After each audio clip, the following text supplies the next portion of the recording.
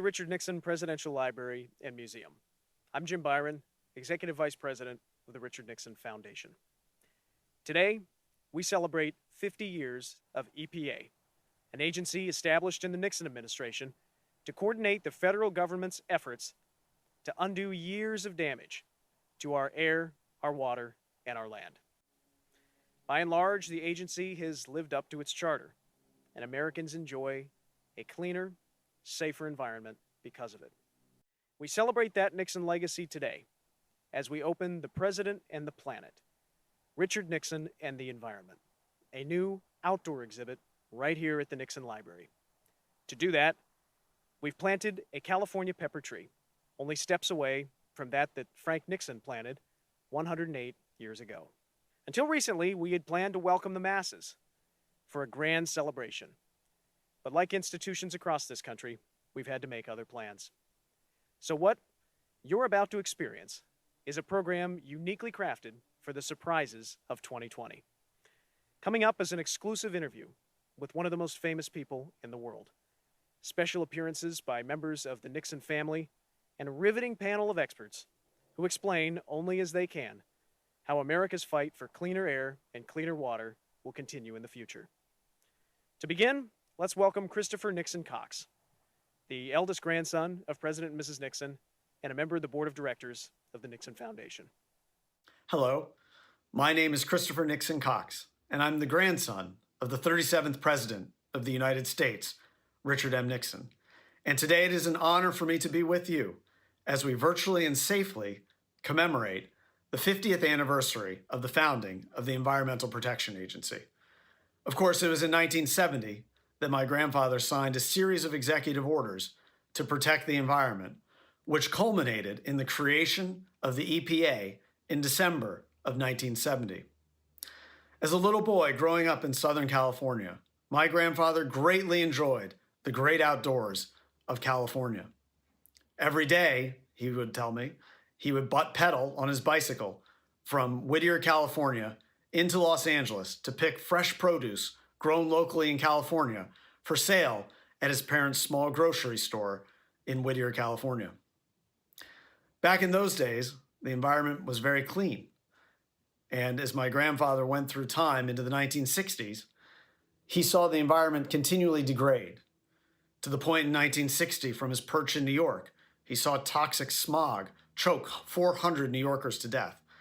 In California in the late 1960s, he witnessed oil spills off the coast of California that choked and killed millions of wildlife and birds on California's formerly pristine coast. These were all things that concerned my grandfather as he became president, to the point that in 1970, he felt it was his mission to bequeath a better environment to his children and grandchildren than the one he had seen develop in the 1940s, 50s, and 60s. So my grandfather embarked on an ambitious program to establish environmental regulations that would clean our water, our air, and our oceans so that future generations could enjoy the life that my grandfather had as that little boy growing up in Southern California. And as we look back over the 50 years of the EPA's existence, we can see the great good that's been done by the EPA to take toxic chemicals out of our air and our water and our food so that fewer children are maimed and have birth defects as a result of these chemicals. We can see the cleaner oceans and the cleaner waterways of our great country that our children and grandchildren can enjoy swimming in and playing in.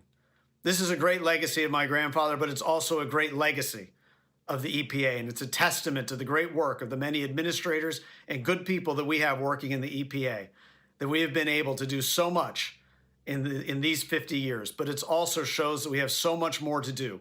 And that's why for the future of the EPA, I look forward to another 50 years of progress in making our environment a clean and safe place so that future generations can enjoy the great beauty of our great country, the United States of America.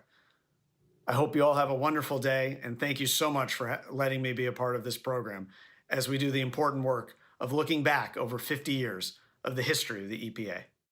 Andrew Wheeler, the 15th administrator of the EPA, had planned to be with us today, and in fact had planned to speak from this very podium. Unfortunately, he's stuck in Washington, but we're thrilled and honored that he is still able to join us virtually. I'm delighted to now introduce Administrator Wheeler from the EPA building in Washington. Thank you, Jim, and thank you to the Nixon Library and Foundation for inviting me back for the opening of this exhibit. As the 15th Administrator of the U.S. EPA, it is my honor to join you today. Back in September, I spoke here at length about EPA's legacy as the country's premier environmental regulator and how the agency was moving forward into the future.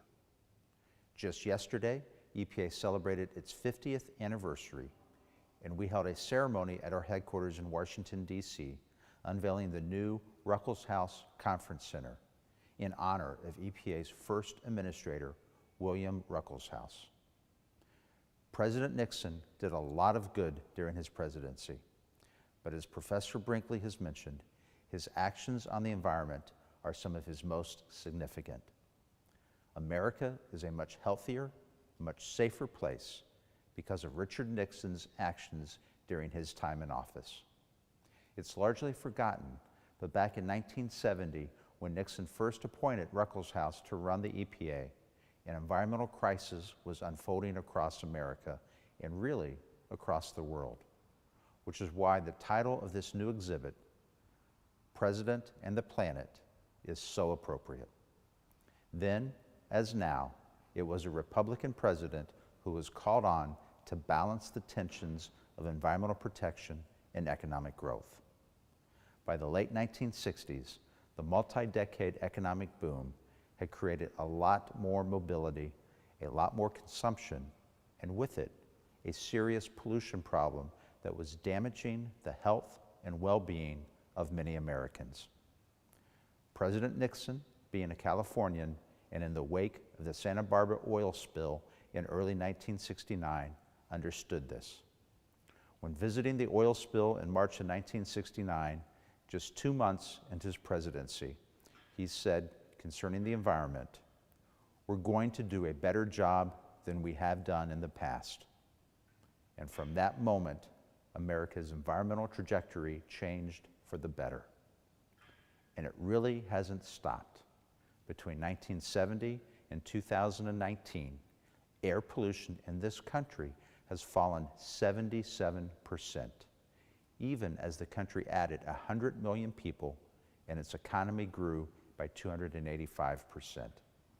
And air pollution has continued to plummet during the Trump administration, down more than 7% since 2017. There are cities in this country where the average life expectancy of a resident has grown by more than 4 years due to proper enforcement of the Clean Air Act, signed into law by President Nixon on December 31st, 1970, and enforced ever since by the EPA. And it was President Nixon who saw environmental health as something that all Americans could agree upon, telling Congress in his 1970 State of the Union speech that, quote, "restoring nature to its natural state is a cause beyond party and beyond faction.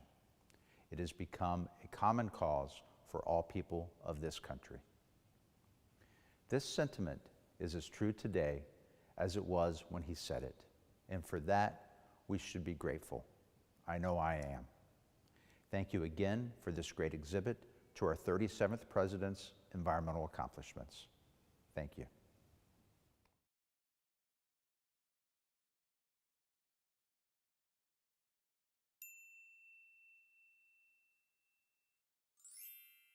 Now let's get some exclusive insight from one of the most iconic Americans anywhere, an actor turned statesman whose mission is a cleaner environment. Hugh Hewitt spoke with former California Governor Arnold Schwarzenegger about his ongoing efforts to champion environmental protection to build on the Nixon legacy. Here's what they had to say. Pleased to welcome now former Governor of California, Arnold Schwarzenegger, joining us to celebrate Richard Nixon founding of the EPA 50 years ago. Governor, it's good to see you again. How are you? Good to see you. I think we have done many interviews before, so it's great to see you again, yes. I opened during your recall campaign. I barnstormed with you. You left me standing out in the rain a couple of times in October of 2003 when you were delayed. So I think I heard Twisted Sister a lot more than you did, actually, Governor. So Well, I mean, but look what happened after you hung out in the rain. You grew, You just grew. like a plant. You grew. You got bigger and better. But what's interesting, first time I ever met you, you will not recall this because I was just a functionary to Richard Nixon, was at the Nixon Library in 1989 when we were opening it in 1990. And you came to open it with President Nixon. I don't even know how you came to be connected with President Nixon. So before we go to the EPA and the green stuff, tell us about that. Well, I was always a big fan of Richard Nixon. I think that I have talked about this even in my Republican speech at the Republican convention in 2004, how I became a Republican because of Richard Nixon. I happened to move to this country from Austria in 1968, which was like a month before the finals, before the actual election. A presidential election here. And so I listened to Hubert Humphrey talk about his policies and the things that he wants to do in the future if he becomes president. And then I listened to Richard Nixon. And I remember I had this, I was very lucky that I had this friend, a Jewish friend of mine that spoke German fluently. And he translated for me because my English wasn't good enough. And he was telling me what they were all proposing. And then I said, well, this Richard Nixon, I said, what party is he? And then he said, well, he's a Republican. And I said, well, I think then I will be a Republican. I said, because this sounds so fantastic what he was talking about, free trade. And he was talking about, getting government off your back. And he was talking about, no taxes and decrease the taxes, strong military and, personal freedoms and all of this kind of stuff. And I said, oh my God, that sounds so refreshing, so great. And compared to what Humphrey was talking about, that was like he was campaigning in Austria for socialism or something like that. And so anyway, so that's when I became a big fan of Nixon. And then, of course, when he came into office and he became president, I even became a bigger fan of his because I saw, the action. And also what was so amazing is that he saw so many things, as people's issues rather than as a political issue. And so I stayed to be a fan and always talked about them and all that stuff. So eventually, I went down to the Nixon Library, and then they invited me to come to this event. And I went there for the first time. I actually met President Nixon, and we hung out together. And I remember that he took me in his office down there, and we were talking about policy and about, I told him why I was a big fan of his and why I thought that his policies and his political beliefs are so much up my alley and all that. And then he after said to me, he says, you are very articulate about policy and about politics. He says, you should run for governor. So he was actually the first one that actually proposed that idea to me, which was really interesting. He says, I will endorse you anytime. He says, you're fantastic and all this. And that was it. We had a great conversation, took some pictures there with some of the comedians, and Bob Hope was one of them that was there, I remember. And then he says, okay, I have to go out and do a little speech. He says, why don't you come with me and you can hang out with me? And then so I just went out there, and then he gave his speech to all of I think it was like 1,500 people or so were there at the Nixon Library. It was packed. And then out of nowhere, without ever telling me, he says, and then now I want to introduce, my friend Arnold Schwarzenegger. He says, he's a great actor and he's this and that, and he's a good Republican. He says, Arnold, do you want to say a few words? I didn't get any warning or anything like that at all from him. And so then I went and I told the story how I became a Nixon fan and how I became a Republican because of Richard Nixon and all that stuff. And so I kind of told that to the audience, and they applauded and they liked it and all that. So it was really a terrific evening, and I just really loved that. I have some great pictures and fond memories of meeting him and all that. Well, I was backstage for all that. I remember it happening, but I was backstage. I did watch, in order to prepare for the interview, your opening of the Schwarzenegger Institute at USC. When you said one of the principles of your administration was hire from either party, don't hire ideology, Richard Nixon's White House had a lot of Democrats in it. Patrick Moynihan, he had a lot of the spectrum of politics. When you staffed up, was that part of what was driving you to make sure everyone is represented in your administration? Well, I felt that his presidency was very successful because he was so kind of open-minded in that way, that he, it was like, I think that Lincoln was the first one that really hired to make part of his team, people that actually campaigned against him. And so I think that whole idea of really having a diverse group, people that maybe don't agree with you, but that give you a good insight of a different point of view, I think is very healthy and good. And I did, because of Richard Nixon, when I saw him doing that, I was always a believer that that's a good idea and to be inclusive. And that's what I did when I became governor then. I had Democrats there, I had declined to state people there, I had Republicans there. I mean, there was obviously a majority of Republicans, but there were a few of the Democrats there, and they were very helpful when we had discussions about various different issues to give me another point of view. And it especially was important for me to have women around me, because it's another thing. It's not just about Republicans versus Democrats, but women think differently also than we do. And so I wanted to hear their point of view, how they look at the issues. And so I think so I had a really great input of having a female chief of staff and having an environmentalist that was a woman, Bonnie Reese, and that was an expert in education that worked with me on those things from a woman's point of view on all of those things, and also from a man's point of view. Well, I knew the man's point of view and I knew the Republicans' point of view, but I needed also other different types of point of views. And Richard Nixon was a great inspiration in that area. Before I turn to the environmental legacy of President Nixon and you, behind me is my studio, and the map of Ohio is embedded in my my display because I'm from the Buckeye State. The Arnold Sports Festival was actually the canary in the mine for this country for COVID. It was the first thing I remember being canceled by Governor DeWine with your support. Do you hope that it will be back on the agenda for this spring in Columbus, Arnold Schwarzenegger?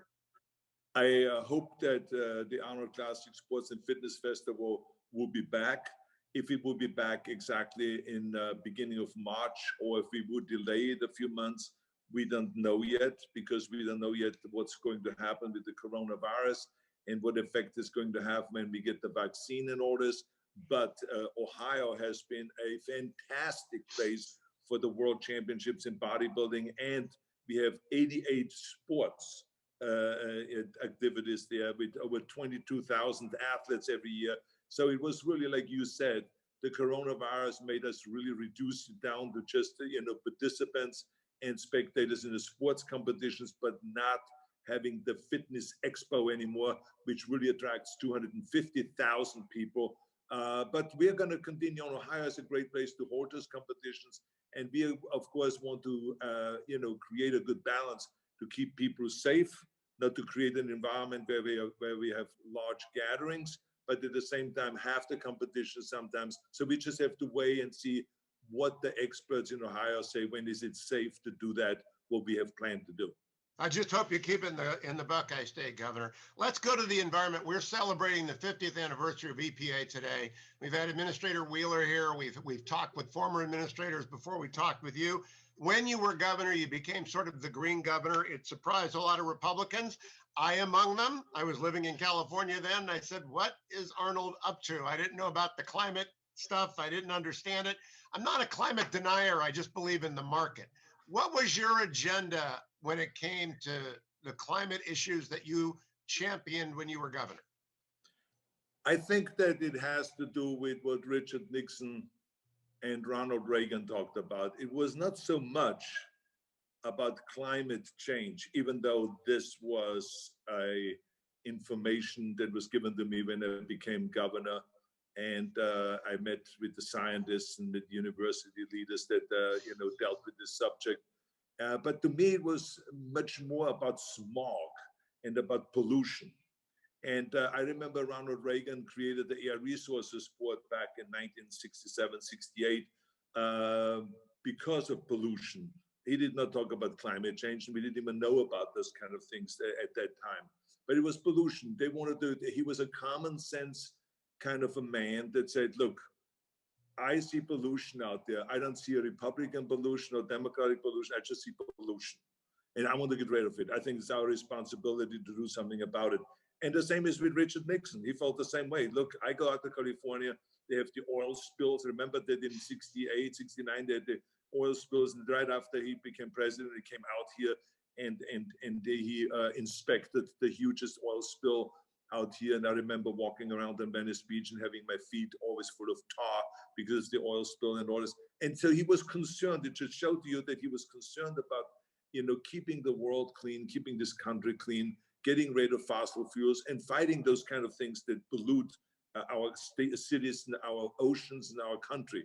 And so to me, it was about that. It was, let's get rid of pollution, let's terminate pollution. And that a lot of times means, getting rid of fossil fuels and switching over to renewables and stuff like that. So it's more common sense things. And then, of course, later on, I got more and more into also the climate change that we saw what effect it's going to have in the future. And so, but it was, remarkable of how advanced, those guys were, like Ronald Reagan and Richard Nixon.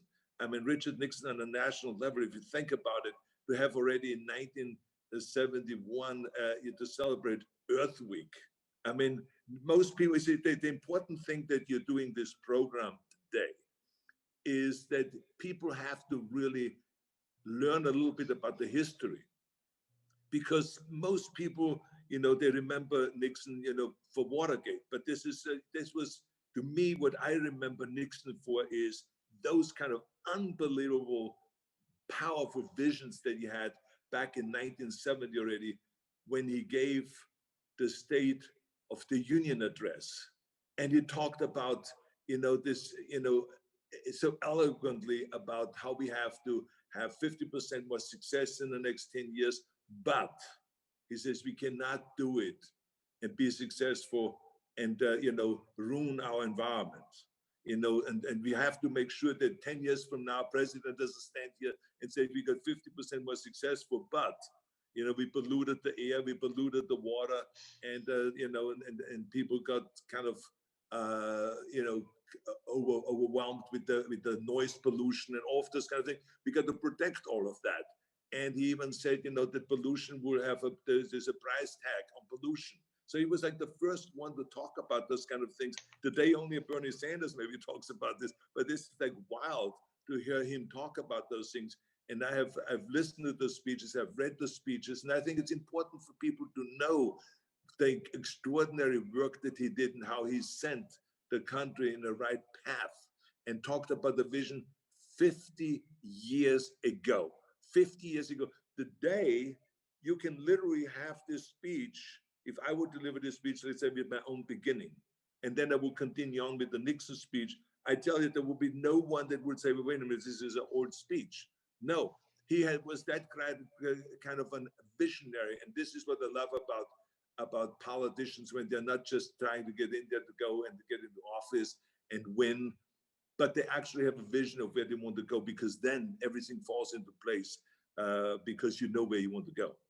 He, for those who do not know, President Nixon signed the National Environmental Policy Act, the Clean Water Act, the Clean Air Act, the Endangered Species Act, and he formed the EPA.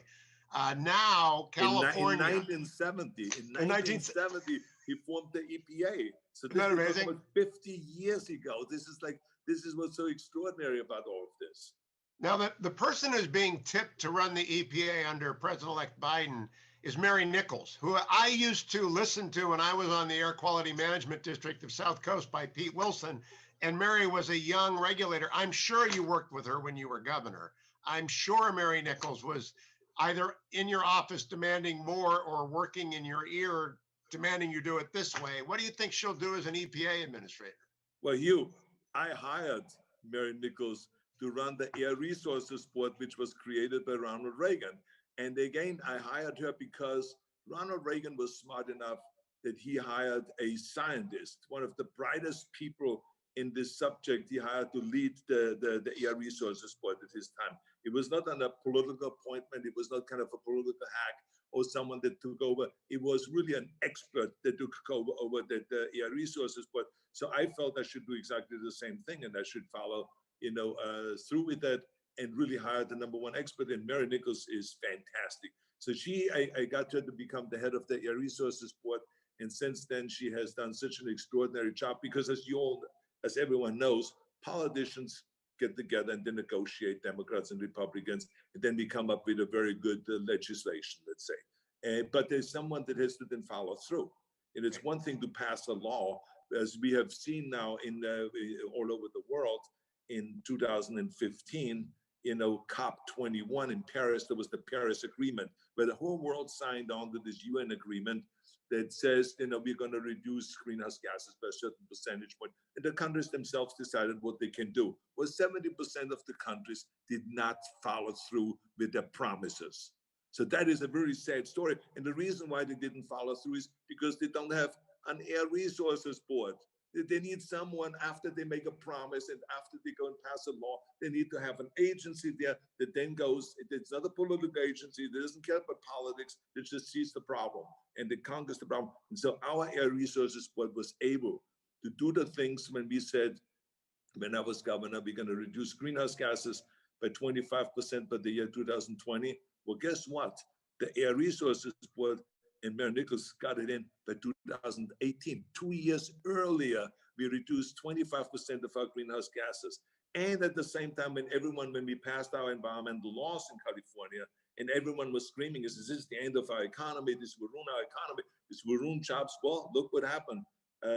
Just last year, someone sent to me a congratulatory note and said, Governor Schwarzenegger, I just want you to know, remember how everyone was always scared about the jobs and the economy and all this? Well, now we have the strongest environmental laws and we have the #1 economy in the country. California is the most successful state in the union when it comes to the GDP and the revenues and all of this stuff. And we have the strictest environmental laws. So it is very clear that we can do both, that we can protect, like Nixon says, we got to go and move forward and be successful, but not in the expense of our environment. We got to protect our environment at the same time, and water, air, and all of those kind of things that we talked about. And so that's what I basically did. So Mary Nichols is a big, big star. I hope that she gets to be the head of the EPA, because she has fought with the oil companies and she has fought with the car companies. And she's, let me tell you what I was so impressed about with her with this, that she is sensitive. She's a very sensitive woman. That means that when someone sits there from Caterpillar and says, Mary, we cannot make this by 2012. We need to 2016 in order to change the engines and to make it more efficient, because we have already started to work with all this stuff. We can't just throw everything away. She made the adjustment. She understands that we cannot do those things from one year to the next. She listened to the automakers, she listened to everybody, and we made the adjustments and really rolled it back. As a matter of fact, I remember when the Obama administration came in and says, can you guys, and John Kerry, Senator Kerry called me and says, can you guys change the tailpipe emission standards from 2014 to 2016, and then we can do it nationwide? And I said, of course. This 2 years is not going to change much. I said, let's do it nationwide. That's what our goal was in the first place. So I think that Mary Nichols is brilliant. I think she would really be great, and she will be able to be a person that will work with the car companies and work with the fossil fuel companies and to do it in a sensible way. It'll be interesting, Governor, when she gets here and takes over that agency, whether or not she'll be concerned about the flip side, which I'll come back to. President Nixon's key environmental advisor was a guy named Arnold Beckman. In fact, it's the Beckman Foundation that's paying for today's event. He was a scientist first, concerned about air pollution, and he was in Richard Nixon's ear the whole time that he was president, maybe in the way that Mary was in your ear. But they build bureaucracies, and sometimes bureaucracies are not so good for the common person. And you know that, and I know that. Even when you do a film shoot, the bureaucracy can screw it up. Do you think the bureaucracy has kept up with the science, Governor? I would say that the majority of people in government are not really smart enough to make the right decisions. And I think that has to do with the fact that they have no interest in really studying the facts. They have more interest in just doing their kind of like little Republican talking points or Democratic talking points. And to me, I despise that. I think the most important thing is that we always, when someone presents to me a situation I may not agree with, but I want to read it. Why are they saying this? Why are they having a different opinion? What is the origin of that? Is there something that I'm missing here? And then try to inform myself. And because inquiring minds need to know everything. And so I just feel like today it's all about just, how do we go and win a race and how do we go and make things political. And it is really not helping this country at all, because we now gotten to a point it got so political that when I said, for instance, to give you an example, I said, you know, I'm 73 years old. I'm going to start eating less meat. I'm not going to stop eating meat, but I'm just going to eat less. I'm going to 80% be vegan. Then they said, oh, come on now. You're becoming more and more liberal. What, I said, wait a minute. This is what the doctor is telling me. He didn't say, I want you to change from a Republican to a Democrat, to be a liberal, and therefore change your diet. No, that's not what he says. He says, Arnold, he says, you know, you're doing a great job with your cardiovascular system. In order to keep it up, when you get older, what happens is the arteries get clogged. It's better when you go on a good, sound diet, and you should eat less meat. Can you do that? And I said, yeah, I'm going to do that. As a matter of fact, Jim Cameron told me about that, and other people told me about it. Great athletes told me about it, that they become full vegan. I can never be full vegan because I always have to have my Wiener Schnitzel when I go to Austria, and I have to have my turkey dinner when it's Thanksgiving and all this stuff. But throughout the year, I will eat 80% less meat. And they thought that I became a liberal. So, I mean, you know, it's the same thing with the environment. How can you go and say this is a liberal idea when, as I said, there is no Democratic air and there's no Republican air. We all breathe the same air. And there's no Democratic water or Republican water. We all drink the same water. So let's clean the water. Let's do everything that we can in our power to keep our water clean, so we don't have to worry about when we turn on the faucet that maybe it's polluted water coming out and all this. Yeah, at the last Republican debate in 2016, I was one of the panelists, Governor, and it was Donald Trump, Marco Rubio, Ted Cruz, and John Kasich, your friend John and my friend John Kasich. And in the green room, when we were preparing for the debate, one of our panelists wanted to ask about global warming. And I said, I will tell you what each of them will say. It's a canned set of talking points. They insisted on asking it. They got the talking points. I think we're stuck on talking points now. Do you see any way out of that? Because there is one set of air that we breathe. It's not red and blue air, it's air. But there is a talking point, just absolute deadlock. Yeah, but I think that the key thing is that Republicans feel uncomfortable with the idea of global climate change. They don't like to use that word. And I said to John Kasich and to others, I said, don't use that word. You don't have to use that word. As if that is a sticking point, and if that makes you feel uncomfortable, talk about pollution. That's what Nixon talked about. Nixon didn't talk about climate change. Nixon talked about pollution. He says, let us go. I say everyone will be on board with you. And I think that's an important thing for the Republican Party in the future, because you got in California, I've seen it firsthand, how the Republican Party has lost women by the droves because they did not address what were considered issues that women were more concerned about than guys, because women are, you know, the ones, the creators of the family and the protectors of the family and protectors of health and all this. So they were interested in California here about pollution. They were concerned about healthcare. They were concerned about education. And the Republican Party in California didn't address those issues and really were aggressively out there to take that off the table of the Democrats and make it their kind of a thing. And so they lost there for a lot. And I'm just worried about this what's going to happen nationwide when the Republican Party does not address those very important issues that are people's issues and shouldn't be political issues. So I would just say to Republicans, in order to just not say I caved in or anything like that, to just say, look, I don't believe in this global climate change, but I do want to get rid of the pollution. Governor, let me ask you, would you be willing to serve in a Biden administration? But look, my mother-in-law, Eunice Kennedy Shriver, told me a long time ago, never turn down a president. It doesn't matter what party he's from. So yes, absolutely I would. And I already made it very clear to the Biden administration that I am not looking for a job or anything like this, but that I am more than happy to help any way I can. Would you be willing to help by running for Senate in 2022? Senator Harris is going to be Vice President Harris. They're going to have a special election in 2022. What about Arnold for Senate? Well, I tell you one thing. I have in this coming year, I've already signed an agreement to do a TV series, which is kind of like a True Lies TV series about being a spy, a super spy with some comedy and action and all that stuff, which I'm really looking forward to. So I'm not looking for another political job or anything like that.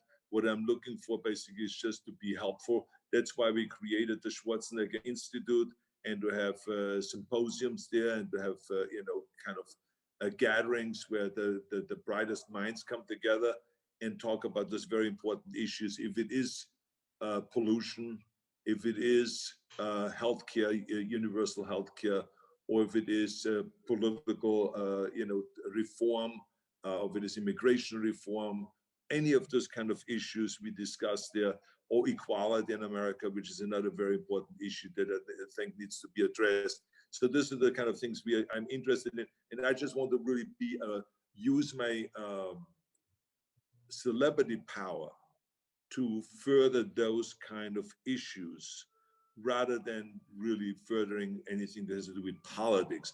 But it's issues, it's policies. Sometimes politics gets in the way of really good policy.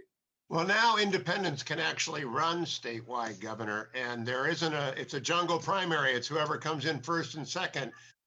Have any interest in the Senate at all? That was not a no. That was, I'm busy in 2021. That wasn't anything about 2022. No, I have no interest in running for Senate or running for anything as far as that goes. Wrong answer, Governor, but okay. Tell us a little bit about the future ahead for the movies for you. I see Conan is in production. I hope they'll make you the Red Skull in the Marvel universe. There are lots of things you could do. What are you going to do besides the TV show? I'm doing the TV show. I'm doing an animated right now. We are putting together an animated TV show, a TV series, which is for kids, where it's a superhero kindergarten. It's kind of like the idea of Kindergarten Cop, the movie that I did that was highly successful, but making it like where the kids becoming in the future superheroes, like the Batmans and the Supermans and Superwomen and all of this kind of Thor and all of this. And so now they're like 5 years old, and I have to teach them how to use their powers for something good rather than for something evil. And there's, of course, evil forces out there that do the same thing, but to make the kids evil and all this. And there's confrontations and there's battles and all this. It says really a lot of fun. So I'm doing the voiceover for it every week. I'm sitting there and I'm working with the animators. We do the voiceover for that. And it's basically my character from Kindergarten Cop that is teaching this. And I was an ex kind of a superhero myself, now retired, and I'm the teacher of those kindergarten kids that have superpowers. That's a good concept. Well, let me close on politics. Richard Nixon, Ronald Reagan, Arnold Schwarzenegger, Pete Wilson, 4 governors, 3 governors and a president. Is the Republican Party in California dead? Well, potentially no. Potentially, I think that it has, if there's good leadership there, they can really come back. But you have to address the issue that they're facing California. And I think the Californian people are just an interesting mix of people. And I found out when I was governor, which means that they can be very, very conservative in some ways, like, for instance, voting for capital punishment. And but at the same time, they are very kind of liberal in some other ways, like with with environmental issues. You can see very clearly that they are very concerned about pollution. They're very concerned about keeping the state clean and keeping the country clean and keeping the world clean. And with education, they are very concerned about education. So those are the issues, as I was talking earlier about, that the Republican Party would need to address, and they need to come more to the center rather than being out their way to the right.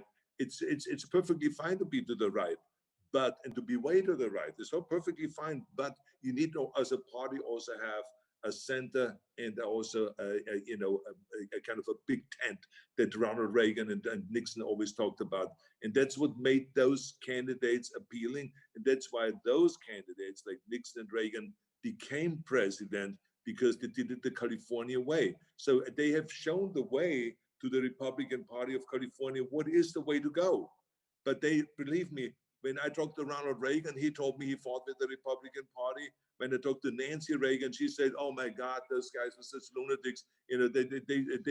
They fought with the Republican Party." She had a kind of her own opinion about it. And then when you talk to Pete Wilson, he would tell you the same thing. He fought with them. And when you talk to Richard Nixon, I'm sure he fought with them. I didn't talk to him about that subject, but and every one of those guys had their own little problems with the party because they were so extreme, and that's not California. And so you will lose. And that's why you see now that the Democrats have an absolute majority, and in Sacramento, and it's a shame because it does not serve the state well when you have an absolute majority. As a matter of fact, it doesn't even serve the state well when you have a majority that much. I think it is much better when there's a real balance, that sometimes Republicans win, sometimes Democrats win, because that's what makes it then competitive. There's no more competition now. Yeah. Governor Newsom. And I know that competition is what creates excellence. Competition is what creates performance. And this is why we need competition in this state again, in order to get rid of some of this stupid dialogue that they have about tax increases and about doing this and that. Don't destroy the state. Let's keep it the way it is. Let's keep it stable. No, we don't need any more regulations. We don't need any more tax increases. We don't need any of that stuff. Let's just move forward. We're the #1 state in the union, but don't chase people out of the state. That's what's going on right now. That's what we have to be careful of. Let me close with this, Governor. There's a new exhibit at the Nixon Library, the President's Club, about how presidents always stay friendly with each other because they've been in the job. There's a Governor's Club, and you're in it. Pete's in it. Pete's a good friend of the librarian of mine. And I kind of think Newsom's doing as good as he can. He accused you of becoming a Democrat, by the way. And when I was preparing for this interview, I said, I saw Gavin said Arnold's becoming a Democrat. I don't believe that. But I think he's doing the best he can with the virus. What do you think? I think that, first of all, I think Pete and myself, we felt, and Jerry Brown, we felt very honored that he reached out to us and asked us to be part of his team and to give him advice about how to move forward with the coronavirus notice. And so we had regular meetings with him and talk about all of those issues, what we think. And so I think that was very smart. I think he does as well as he can.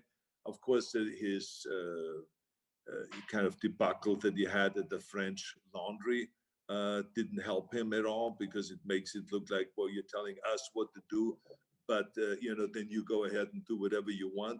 And that's the big problem that has been the case with a lot of politicians, as you know, that they fall into this trap, in like Nancy Pelosi going to get her hair done without a mask or without anything, when she tells everyone to wear a mask and to go and to stay 6 feet apart and all this stuff. So I mean, you got to be very careful about that when you want to be a leader. But those things happen. They happened to me. They happen to other people, and so I don't even look at that as kind of a big issue. I think it's just important to clean that up. And but I think we have to be buckled down. I think that we have, until the vaccine comes out and then slowly gets distributed, we have to do everything we can to protect lives. And I think that's the state's responsibility, and it's the federal government's responsibility, or I should say ultimate responsibilities, to protect lives and to save people's lives. And that's what he's trying to do. And it's very tough to please everybody, because there's always those maniacs out there that say, well, I want to have my personal right, and someone is trying to take my right away. No, you don't have your personal right. As soon as you affect someone else's lives by giving someone else a coronavirus, and that person may die, from that point on, you don't have the right to do whatever you want. It's the same thing like a stop sign. We have a stop sign there because we want you to stop, because if you run through the stop sign, you can kill somebody. So you don't have the right to just go through and do whatever you want. And it's like, to be considerate to other people. It's selfish to other people. It's selfish to just think about yourself and about your rights and all this stuff. I think people go to the extreme, although I do believe we have our rights and government should tell us what to do and blah, blah, blah. But in this case, it affects other people. So we do have to buckle down, and we do have to be more considerate towards other people. On that note, Governor, I hope we see you at the Nixon Library when we reopen. I'll show you around the new exhibit, and I appreciate you being part of the commemoration of Richard Nixon starting the EPA 50 years ago today. With great pleasure, I did this interview, and I'm telling you, I urge all of you to go out and to tell the world about how great Richard Nixon was, and what great policies he implemented, and what a great belief and what a future thinking kind of a president, what a visionary he really was in so many areas. Don't just think about Watergate, think about his great work that he has done. He was an extraordinary man. And I think presidents Trump and all of those guys, and Biden and all of those, they all have to go and look at that presidency carefully and learn from that how to be inclusive and how to really move forward and have a vision for the future. Thank you, Governor. Absolutely. Thank you very much, you.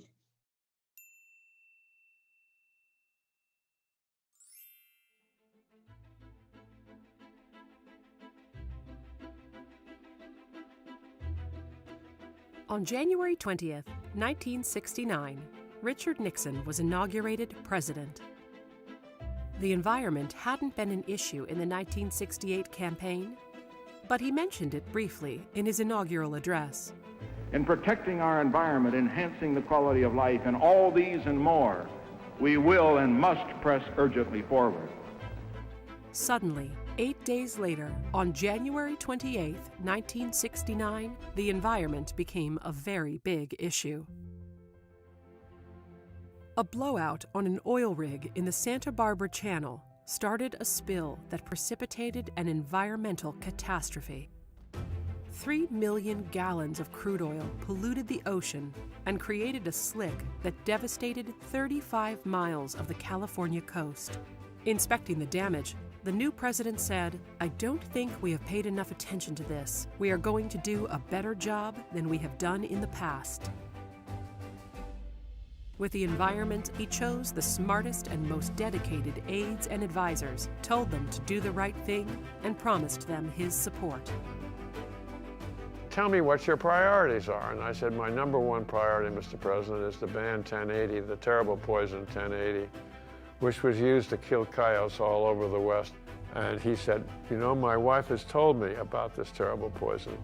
If you can write an environmental impact statement that will hold up in court, I'll do it. I won't make any friends in the Rocky Mountain West, but I'll do it. In his first State of the Union message, delivered on January 22, 1970, he identified the environment as the defining issue of the new decade. The great question of the 70s is, shall we surrender to our surroundings, or shall we make our peace with nature and begin to make reparations for the damage we have done to our air, to our land, and to our water?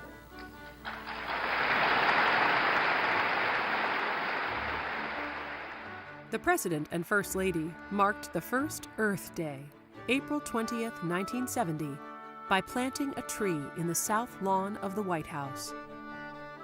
On July 9th, he proposed creating an Environmental Protection Agency to consolidate responsibility and accountability for the dozens of federal programs spread over several agencies and departments. 50 years ago, on December 2nd, 1970, he signed the executive order that created the EPA.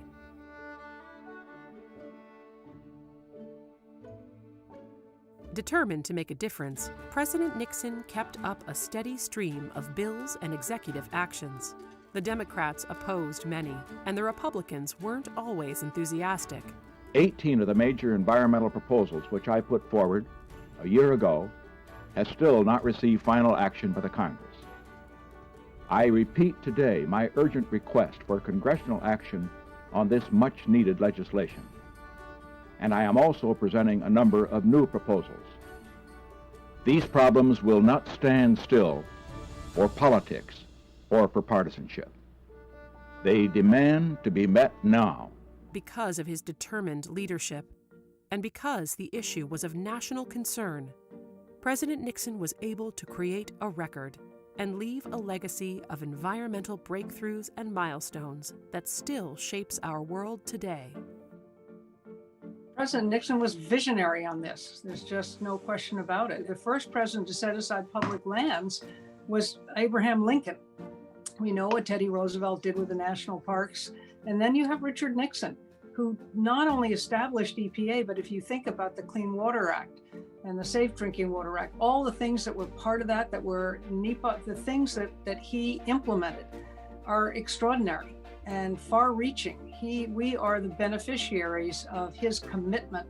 His transformational environmental legacy includes creating EPA, reducing emissions from cars and diesel engines, removing lead from gasoline and paint, protecting wetlands from development, eliminating use of destructive pesticides, cleaning up polluted sites, prohibiting ocean dumping, remediating cancer-causing asbestos, reducing acid rain, creating and promoting the Energy Star program. And his environmental legacy lives on today because of the Council on Environmental Quality, the Clean Water Act, the Clean Water Drinking Act, the Clean Air Act, the Endangered Species Act, the Marine Mammal Protection Act, creation of NOAA and hurricane tracking, the Federal Environmental Pesticides Control Act. A poll of 12 leading environmental groups, including Friends of the Earth, the Sierra Club, Greenpeace, the Natural Resources Defense Council, and Ralph Nader's Public Citizen, named Richard Nixon the second greenest president in U.S. history, second only to Theodore Roosevelt. Russell Train, the second EPA Administrator and President of the World Wildlife Fund, wrote, "Environmental protection represented without doubt in my mind the single most significant area of domestic policy accomplishment of the Nixon administration." In large part, the results of the Nixon initiatives remain in place today and form the foundation for the country's ongoing environmental programs.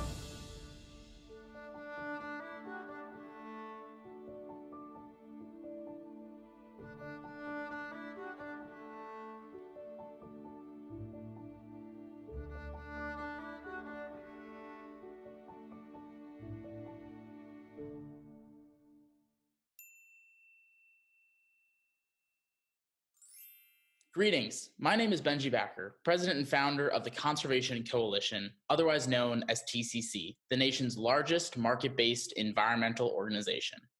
As we celebrate the 50th anniversary of the Environmental Protection Agency, a proud partner of TCC's, it's essential to address the elephant in the room: environmental polarization in the 21st century, and how we can return to the legacy of President Nixon.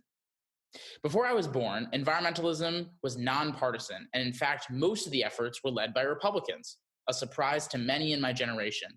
But of course, it was President Nixon who created the EPA and signed many of the largest environmental protection policies of all time. There were other conservatives leading as well, like Governor Dan Evans in Washington State and President George H.W. Bush. The Republican Party's historic legacy on the environment is undeniable, and President Nixon was at the helm of those efforts. Yet, as the decades have passed and someone like me has grown up, all our generation has seen is division on the issue. My generation often wonders, what happened and why is the environment so partisan? Well, Americans have lost touch with something, and something very important: the environmental part of environmental politics. We've lost our connection to nature and prioritized politics instead. We're stuck in a battle between climate change is a hoax invented by the Chinese and the Green New Deal. While environmental polarization aids those looking for news hits or social media virality, it fails what Americans rely on most: our environment. And it's in desperate need of the current generation of leaders to drop the labels and talking points, take a few deep breaths, and reconnect with what fuels our economy, keeps us healthy, and strengthens our livelihoods: nature. In short, we're in desperate need of a new environmental movement that leads with individuals, actionable policies, and reasonable dialogue. A new environmental movement with innovative solutions delivering American economic leadership. A new environmental movement that focuses on cultural changes that bring new communities to the table, particularly those who have been left behind. A new environmental movement that reignites the environmental successes of the past and applies those successes to the problems we face today. A new environmental movement that uses locally driven and technologically based solutions to solve global problems. Most importantly, we need this new era of environmental protection to be grounded in the principles that created the most impactful environmental policies of all time, those from President Richard Nixon. And as a young conservative, we desperately need the Republican Party back at the table. The days of denial, petty attacks, and unnecessary environmental rollbacks to simply score political points must be over. Starting in 2021, the legacy of Republican leadership spearheaded by environmental pioneers like President Richard Nixon must return to the forefront of American politics. As we look towards a much-needed fresh start to the year, let's prioritize the environment instead of the politics, solutions instead of the bickering, and cross-partisanship instead of polarization. To do this, we can look to the successful efforts of those before us, like President Richard Nixon, and begin to lead the globe in pro-environmental results once again. My generation, as well as those to come, will be forever thankful. I want to say a massive thank you to Richard Nixon Foundation and the Environmental Protection Agency for their important work to make a return to environmental progress happen. It's been an absolute honor to be spending just a few minutes with you today, and I cannot wait to partner with the Foundation and the EPA and continue to see their accomplishments, including with this incredible exhibit. I will now turn things over to Mr. Hugh Hewitt, President and CEO of the Richard Nixon Foundation. Thank you, Benji, for that introduction. We appreciate your helping us celebrate this, the 50th anniversary of the Environmental Protection Agency. I am so pleased to welcome everyone to the Nixon Foundation. We are celebrating on December 2nd, 2020 at the Nixon Foundation, President Nixon signing an executive order that brought the agency into being. That followed, of course, earlier in the year, his signing of the National Environmental Policy Act. And we've assembled a great panel of experts who are here to talk about the past 50 years and I think look forward as well. I'm pleased to welcome Christine Todd Whitman. Governor Whitman is the president of the Whitman Strategy Group, a consulting firm that specializes in energy and environmental issues. Governor Whitman served under President George W. Bush as administrator of the EPA from January of 2001 until 2003 of June of that year. She was the 50th governor of the state of New Jersey, serving as its first woman governor from 1994 until 2001. As governor, Christie Whitman earned praise from both Republicans and Democrats for her commitment to preserve a record amount of New Jersey land as permanent green space. She's also recognized by the Natural Resources Defense Council as having instituted the most comprehensive beach monitoring system in the nation. As EPA Administrator, she promoted common sense environmental improvements such as watershed-based water protection policies. Governor Whitman also championed regulations requiring non-road diesel engines to reduce sulfur emissions by more than 95% and a host of other environmentally crucial innovations. William Riley was the administrator of the Environmental Protection Agency under President George H.W. Bush. He served as the president of the World Wildlife Fund, as the founder or advisor to several business ventures, on many boards of directors. In 2010, he was appointed by President Barack Obama to co-chair the National Commission on the BP Deepwater Horizon oil spill and offshore drilling to investigate the oil spill in the Gulf of Mexico. James Strzok served as the founding secretary of the California Environmental Protection Agency. He had previously served as assistant administrator for of the United States Environmental Protection Agency, counsel to the U.S. Senate Environment and Public Works Committee, acting agency director at the Office of Personnel Management. Christopher DeMuth is a distinguished fellow at the Hudson Institute in Washington, D.C., the former president of the AEI, the American Enterprise Institute, from 1986 to 2008. He was a staff assistant to President Richard Nixon in his teens, I would guess, and chairman of the White House Task Force on Environmental Policy, involved in preparing President Nixon's environmental message and legislative proposals to Congress in February of 1970, and with the establishment of the EPA, the executive reorganization of December 1970. Later, during President Reagan's first term, he was administrator of the Office of Information and Regulatory Affairs at the Office of Management and Budget, and executive director of the Presidential Task Force on Regulatory Relief, responsible for reviewing the regulatory initiatives of EPA and other agencies. And last but not least, Roger Turner is a research curator at the Science History Institute in Philadelphia, where he researches connections between atmospheric science and environmental management during the 20th century. His research has been supported by fellowships from the National Science Foundation, the American Meteorological Society, and the Smithsonian National Air and Space Museum. He earned his doctorate in history and sociology of science from the University of Pennsylvania in 2010. Welcome to you all. That was a mouthful.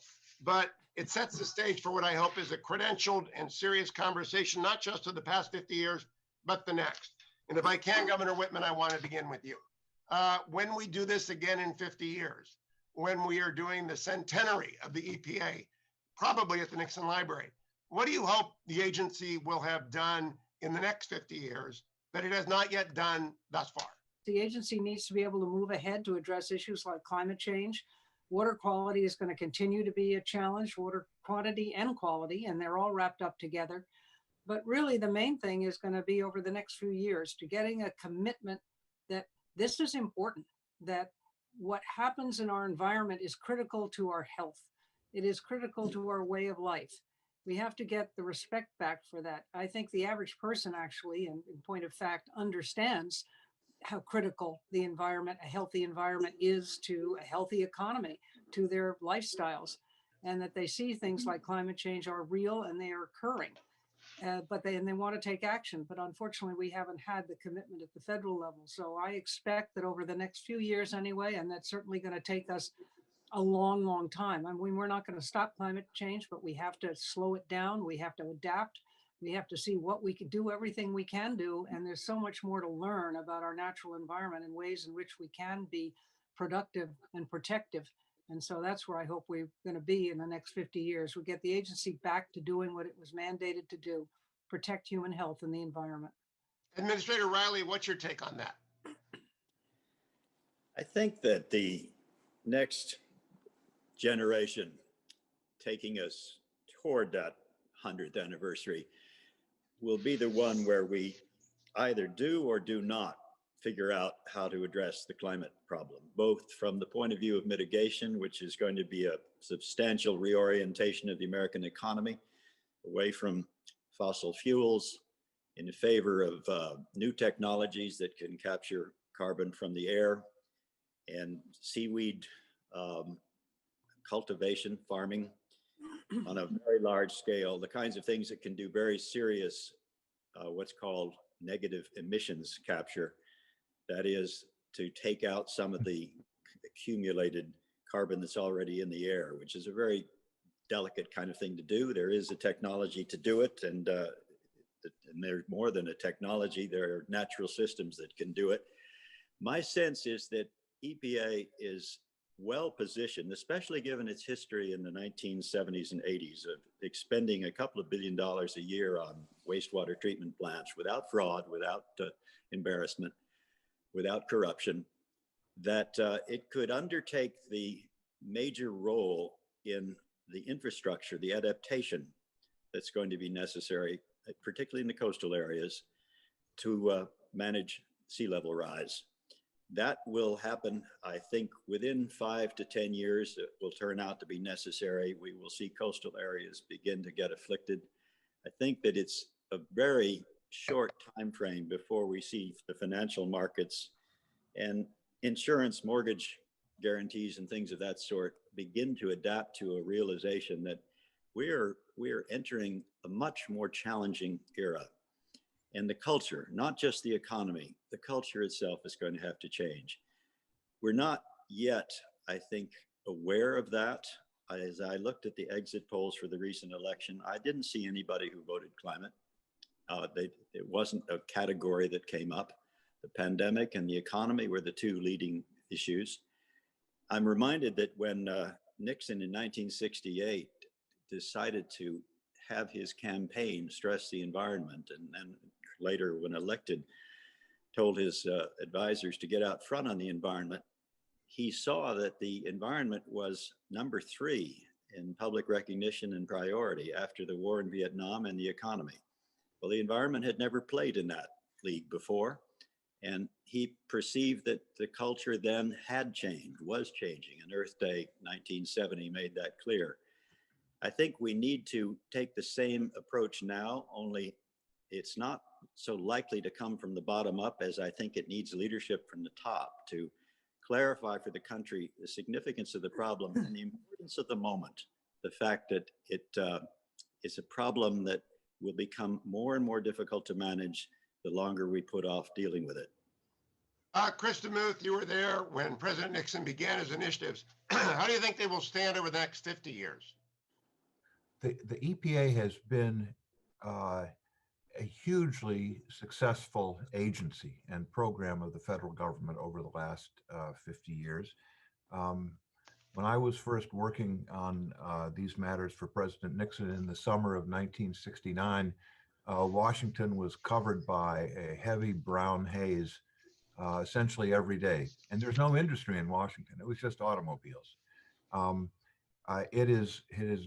The EPA regulation has been controversial.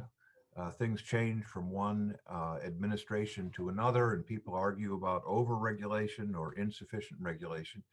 But there has been steady progress in all of the major areas that EPA has worked in: land pollution, air and water pollution, over the past 50 years.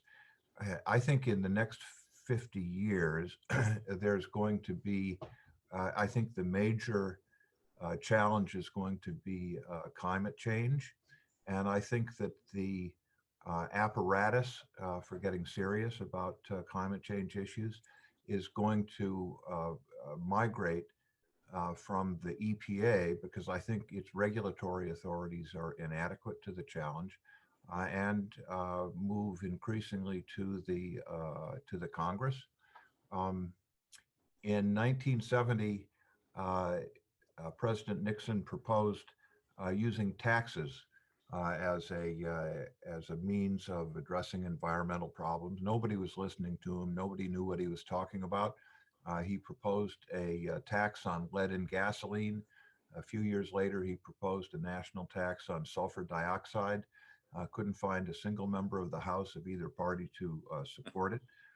But ideas to address climate change in a serious way are going to have to involve putting a tax on carbon of one sort or another. That's something that EPA cannot do. It's something that legislators have to become involved in. So I think that EPA will continue to play an important role in the abatement of regular pollution. When it comes to climate change, I think Congress is going to have to get involved, and we're going to have to be thinking not so much year to year, but decade to decade.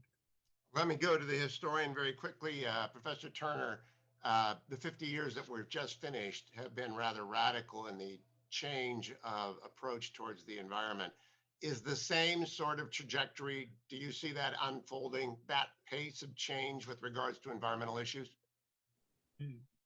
I think certainly. I think the environmental problems that we're facing today are bigger and more serious than those, I think, that faced the nation during the Nixon administration. One of the real challenges is that they are less immediately sensible, right? Less immediately, we don't feel them in our lungs the way that we felt smog. We don't see them in our rivers the way that many kinds of water pollution that were addressed by the Clean Water Act. And I think that's one of the real challenges for climate change, is how do we help people to see that the things that they can experience, right, in hurricanes, coastal flooding, heat waves, how do we help people to understand that those are a product of human action and response, and that can be changed and mitigated through the actions of government. Jim Strzok, I left you for laugh because you served at both the federal and the state level, like Governor Whitman. When you stood up the California EPA, you had just come from the federal EPA. Looking ahead 50 years, who's got the heavy lift here? Is it going to be the states, or is it going to be the federal regulatory scheme that makes science advance and protects the environment?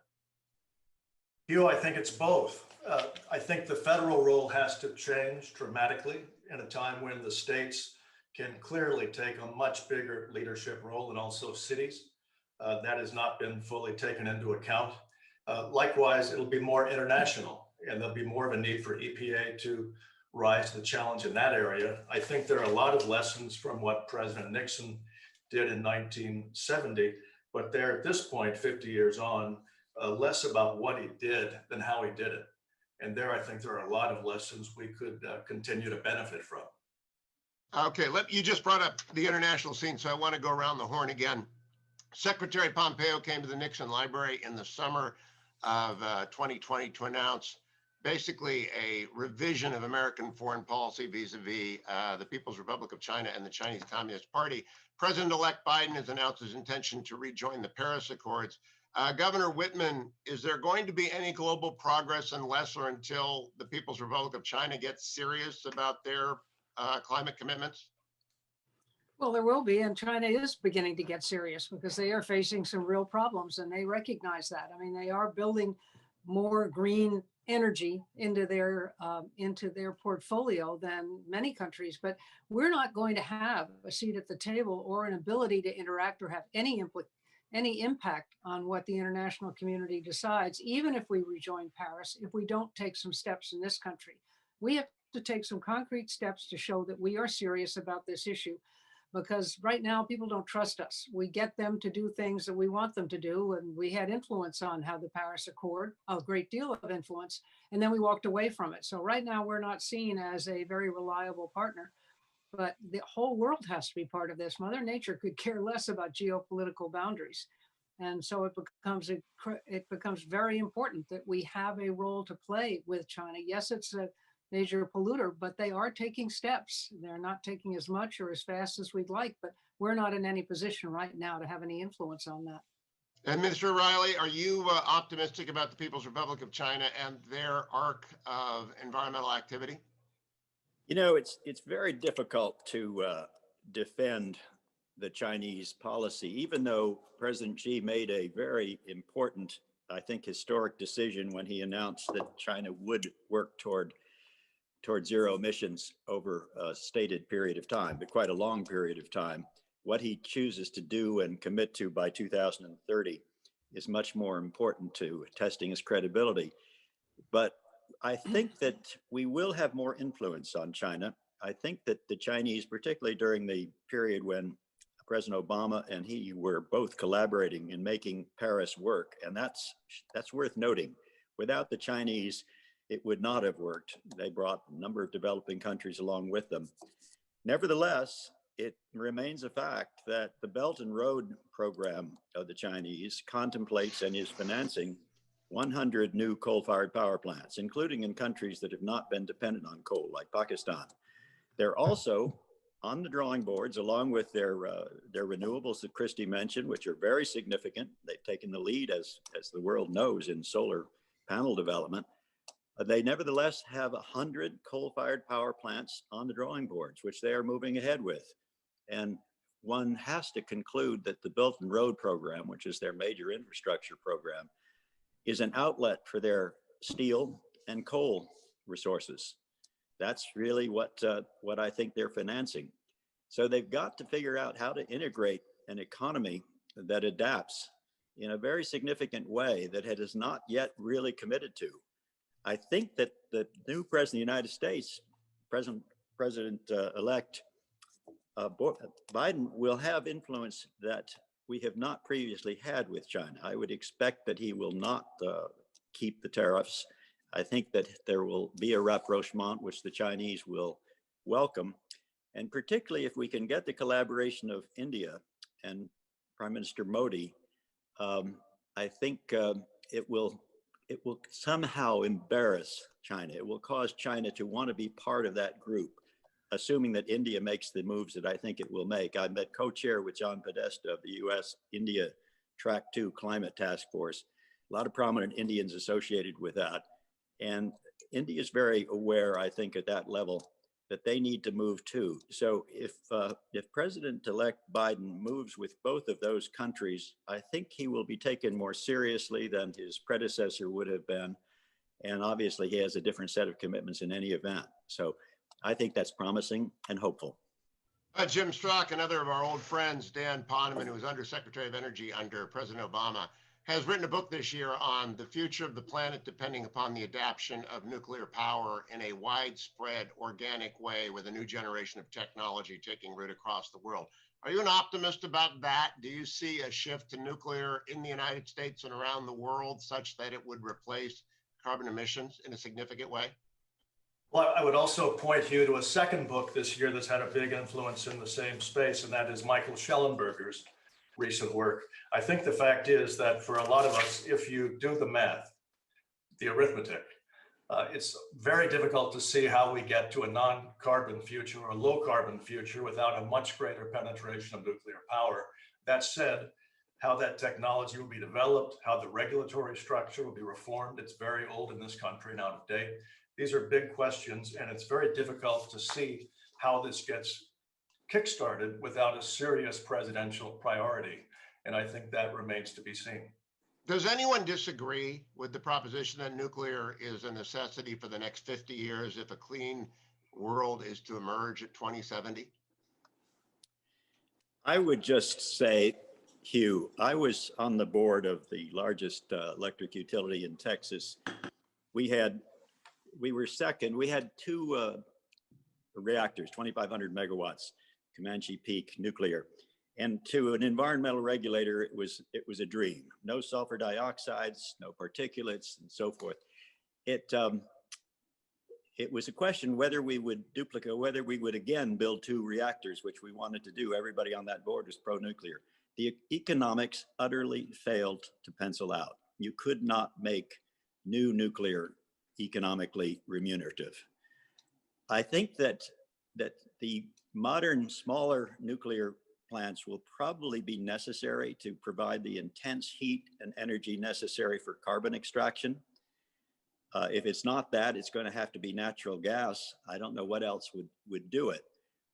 So I personally have been supportive of nuclear, and I noticed that the new administration is very supportive of keeping those nuclear plants, which are now so important to us. They provide more than 15% of our electric energy, carbon-free too. So that they do not, which otherwise they will, cancel out, which they close down. One has to hope they won't, because replacing them at the pace that we would have to would probably set us back. So the answer is I do support a continuing role for existing nuclear, and I would also support the development of the kinds of energy that's necessary to finance, or rather to power, these carbon extraction plants when they start becoming numerous. Chris DeMuth, I would agree with that 100%. I mean, we won't see any more major nuclear reactors built in this country. We saw them try in South Carolina and Georgia a few years back, and we thought that was going to be the breakthrough, and it didn't happen. So that's not going to be it. But the SMRs, the small modular reactors, I really think hold a great deal of hope for the future. And we're also looking at things like molten salt reactors, different ways of producing the nuclear energy that is less problematic, fewer rods to store, fewer leftover energy, as it were, better ways to recycle the energy, that reprocess the energy that is still there in what we have left from our old reactors. But I don't see how we get to the carbon neutral future that we'd like without at least having nuclear as the bridge until we can make the renewables base power and not just peak shaving.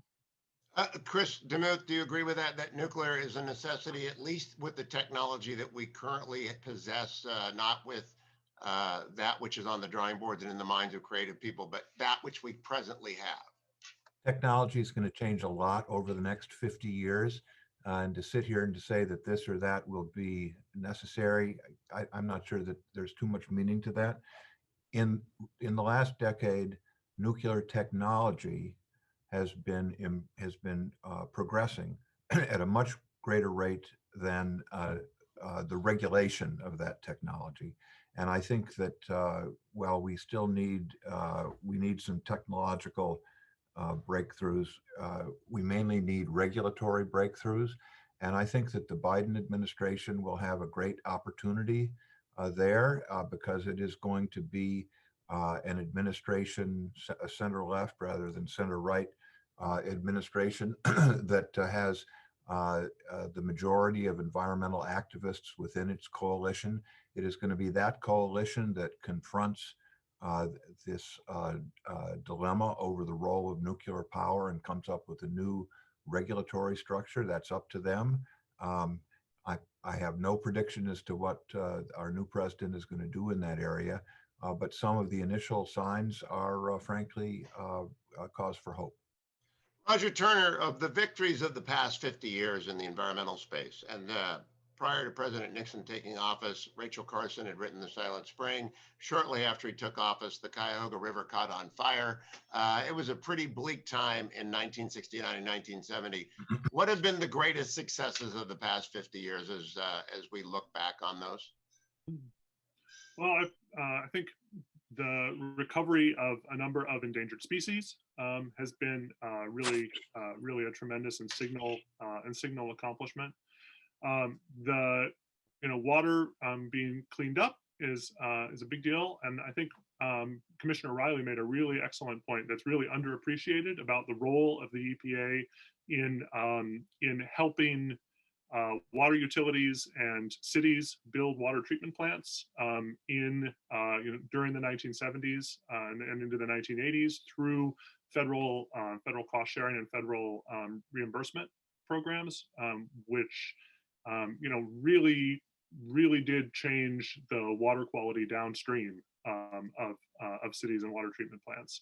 And I think thinking about the ways that EPA might continue to, in the future, really partner with cities and states and localities to build the kinds of technologies and the kinds of treatment centers that we're going to need in the future, as well as to build out some lower carbon options, could be a really innovative direction to move forward that really echoes and builds on the strengths of the EPA historically.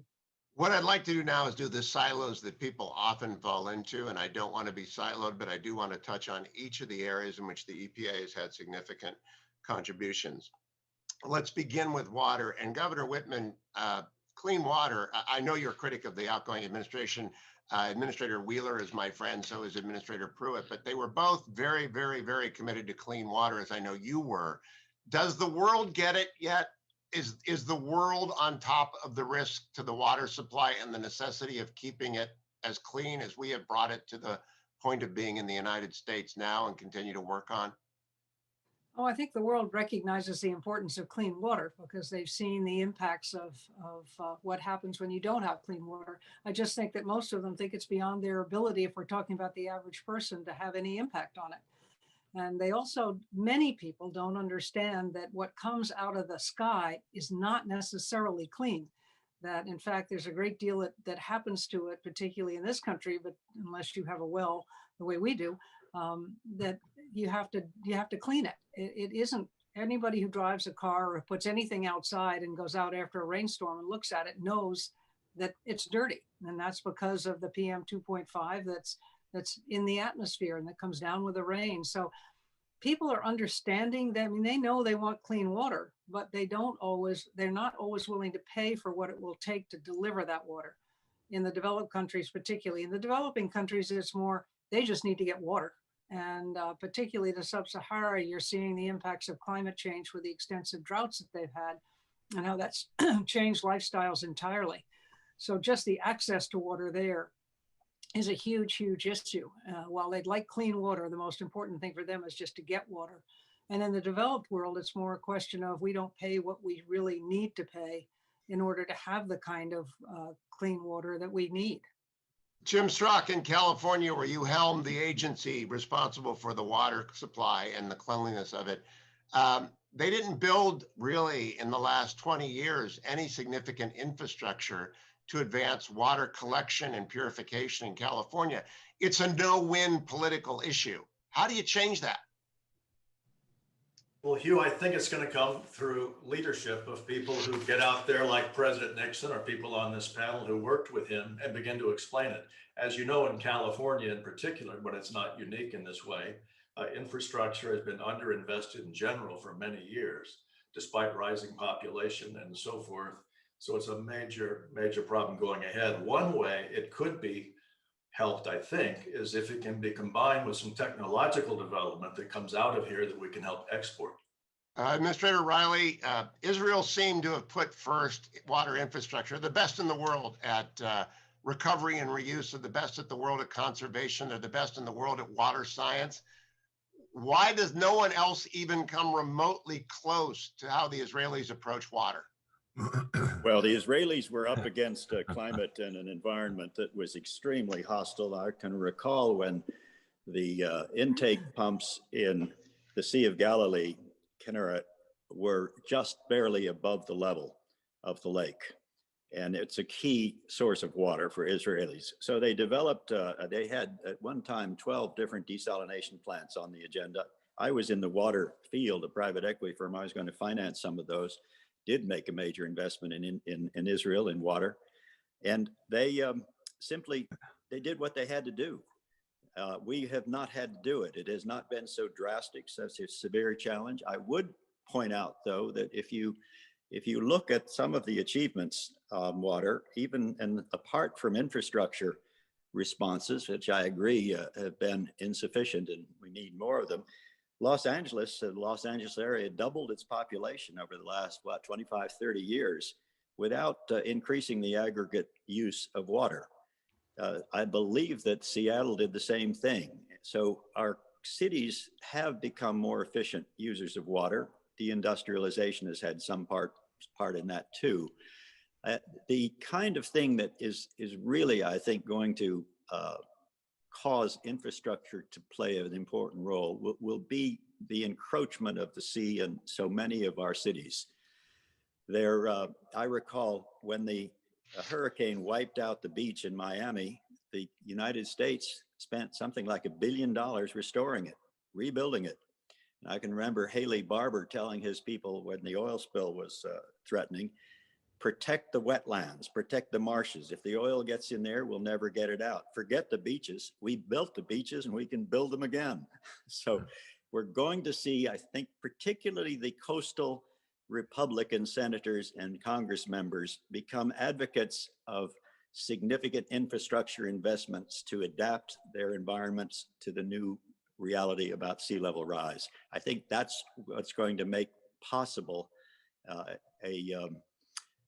a bipartisan approach to infrastructure. And I think that the president-elect has pretty much made this clear, will embed his climate proposals within an renewable energy policy, an R&D approach, an infrastructure approach that can be more palatable to Republicans, and without necessarily calling the whole thing climate change, which is troublesome for a party that largely doesn't recognize it, then I think it can happen.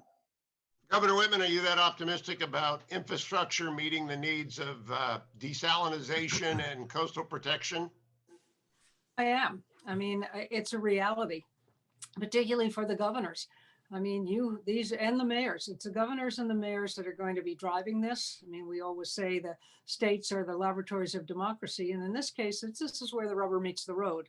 This is where you have to respond. You have people who are losing their homes. Every time you have these saltwater intrusions, we know that changes the ecosystem, and the next storm goes in even further. So more and more homes and places are being impacted, and you get combined sewer overflow and sanitary sewer overflow, which becomes a serious problem in these communities. So they're having to deal with that now. The Regional Plan Association, which lays out, does a lot of investigation and planning for the New York, New Jersey, Connecticut area region, has put out a plan about, oh gosh, it must have been about 7 years ago now, that detailed the impact on the coastal communities of these states from sea level rise. And that really brought it home to a lot of these mayors and to the governors that we've got to start doing things now. And that means investment, which is tough to do when all the economies are strained, and particularly now with this pandemic and what it's doing to our economies. But I would also go back and say, you look at the pandemic, and guess what, gang? I think climate change has had some impact on these kinds of things happening to us when ecosystems. Can you expand on that? I don't. Change. Would you expand on how climate change and the pandemic go hand in hand, Governor? Yeah, I mean, again, I'm not a scientist, so this is going outside of my wheelhouse. But when you see the climate change, you see ecosystems change and pathogens change. I live on a farm. We're seeing very different invasive species than we have had before, that we just have never seen before. People are coming contact, animals are moving because they're losing their habitat, and they're coming in more contact with humans. They carry diseases that we don't know about, not necessarily in this country, maybe what we've seen with this pandemic is it didn't originate here, whether it was just in Wuhan, China, or whether it was in Europe and other places as well. But they're tracing it back to the wet markets. They're tracing it back to human-animal interaction as part of the way it is spread. I think we have to expect more of this kind of thing as we see the ecosystems change. And my second area where a lot of progress was made by President Nixon, I mentioned the National Environmental Policy Act. It brought the public into the arena. And Jim Strzok, I'm going to blame you for not curing California of the California Environmental Quality Act and the paperwork that it generates while you were the head of the Cal EPA. But how do you keep the public participatory but avoid what has been forests? I mean, Amazon level destruction of paper to produce environmental impact reports that neither advance the environmental quality of a project nor the return on investment. Why did you fail to fix that, Jim? Thank you, Hugh. Yeah, Jim. Most everything else was finished. Thank you for noticing that one thing. You know, as you know, Hugh, and from your private law practice as well as your public service, one of the problems with NEPA and CEQA in particular is that parties have found ways to use them who have non-environmental motivations. It's made it much more complicated. That plainly needs reform. The whole way the government deals with information of this nature, whether it's FOIA or the state equivalents or this kind of process, are entirely out of date. So I think this is an area that's just ripe for entirely new thinking and needs to be done soon. And a quick thought on this, as you know, so for example, when people on this call and President Nixon started the EPA in 1970, they were working downstream from intellectual policy empirical work from the 50s and 60s. We're 50 years out of date. So it's to be expected in the digital age, this area has to be entirely recast. I want to go to Chris DeMuth on this. Chris, I helped President Nixon design and build the library back in 1989 and 1990. And we were designing an exhibit on the Endangered Species Act. And Jim mentioned my private law practice. It's been primarily ESA and Clean Water Act driven. I'm retired now. But he asked me what I thought about the ESA. And I said, what were you thinking? It's a nightmare. And he said, well, it seemed like a good idea at the time. And it's because it was never used for the purpose for which it was originally intended.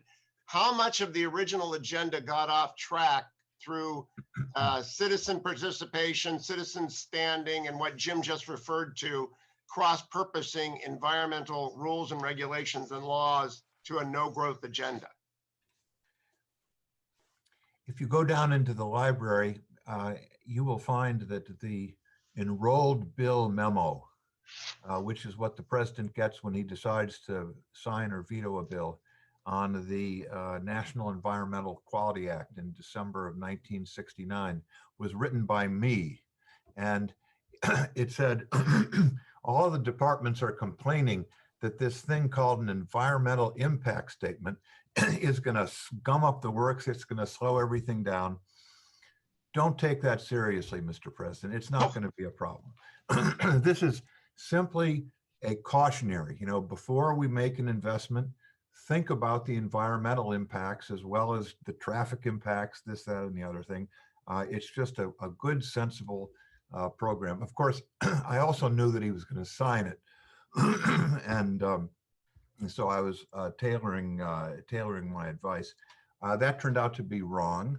And there are grounds for legitimate argument about this. But I think it's a classic case of not just unintended, but perverse consequences.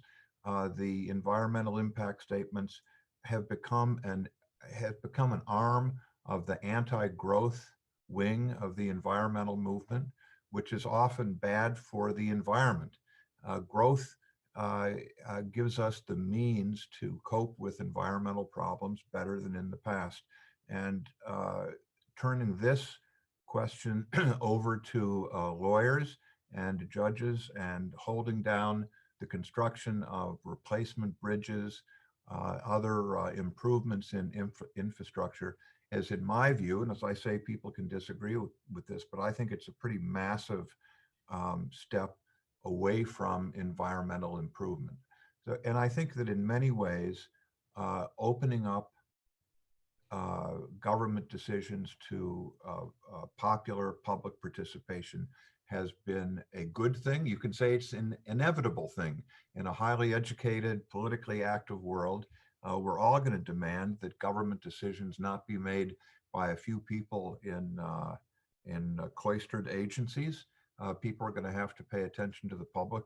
It's a good thing. In any event, it's our world. But narrow interest groups and factions can capture the process. They can use regulation for selfish interests. They can deflect government rules, including in the environmental area, away from what would actually be good and improving for the environment. And it has been a greatly over-lawyered exercise in many respects. And the endangered species successes I know most about, for example, with the bald eagle, have primarily been a case of direct government action as opposed to regulation. I want to say a good word on behalf of all the environmental activists who are watching. Natural Resources Defense Council leader, lawyer Joel Reynolds is a good friend of mine. And over the years, we've crossed swords, but he always had the environment at the center of his agenda. And I believe most environmental activists do. But Roger Turner, what do you say to that side of the political spectrum about the abuses of the laws that are intended to save the planet for other purposes? Is there any changing minds there, changing hearts?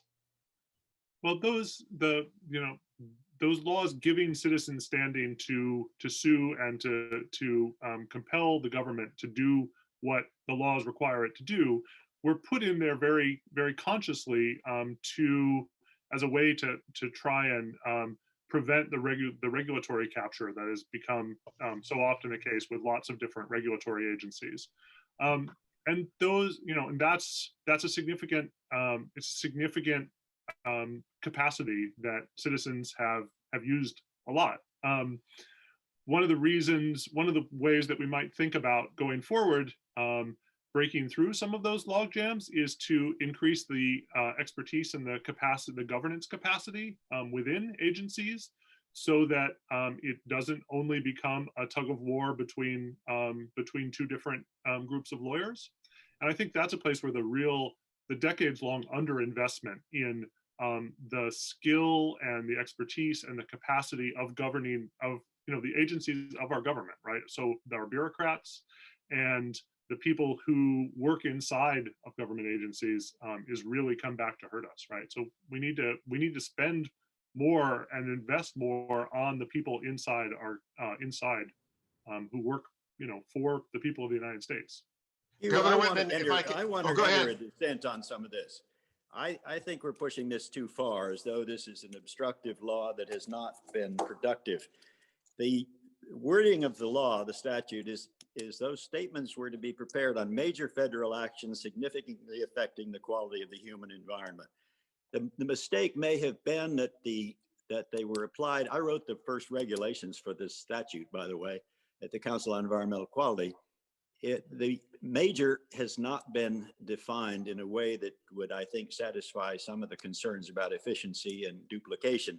But I just want to recall that the first time that statute was applied to block development was the Trans-Alaska Pipeline. I was the receiving officer for that environmental impact statement, and I remember the judge wrote in his own hand, failure to comply with the National Environmental Policy Act. Well, the Interior Department went through 2 iterations. They finally produced a 3,000-page analysis, and the proponent of the Trans-Alaska Pipeline, the chairman and CEO of Atlantic Richfield, commented that the criticisms that had been made by environmentalists significantly improved the safety of the 8 river crossings and also the fortification against earthquakes. He complimented that. And I pointed out to President George H.W. Bush when his vice president and his chief of staff were complaining about environmental criticism of our response to ExxonMobil, at the Exxon Valdez, that environmentalists had predicted there was a 1 in 1,000 chance of a major spill involving a tanker coming down Prince William Sound. And this was the 876th trip. So it's not a one-sided story that it's been obstruction, inefficiency, excessive paper. There's a lot of that to it, but it's not kept us from doing important things. I think that the failure to do big things in the country is much more a lack of ambition and commitment to do big things and political reconciliation and bipartisanship than it is of environmental obstruction. A good caution, Administrator. Governor, I want to have you celebrate, if you can, one of the big, I think, unmitigated wins. The regulation of pesticides and dangerous chemicals in the United States was simply not done prior to the Nixon administration's arrival and then into the Carter years as well. And now I believe one has to look at the American record and say the science is good when it comes to the chemicals that might kill and the pollutants that might damage. Do you agree with me on that? I do. I mean, I think the science is there. The issue I think we have today, that I believe we have today, is we don't always listen to that science in the way that we should and credit it the way that we should, because we're finding out new things.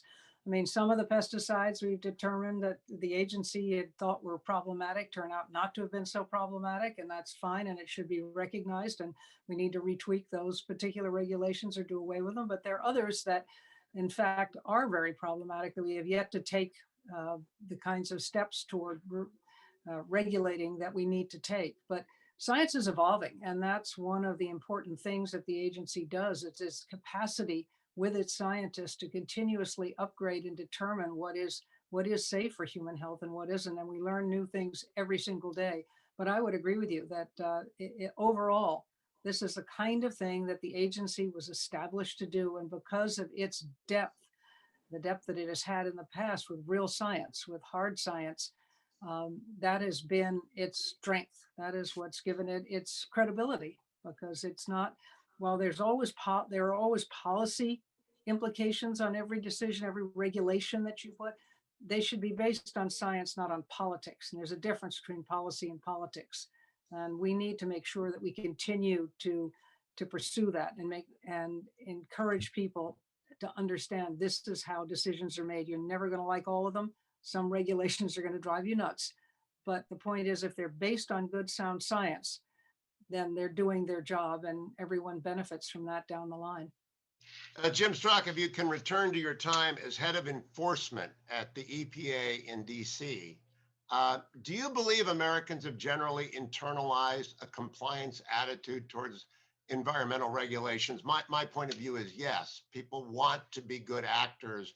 That may not have been the case in 1969. What was your experience at the EPA when you were running enforcement? What's your belief now?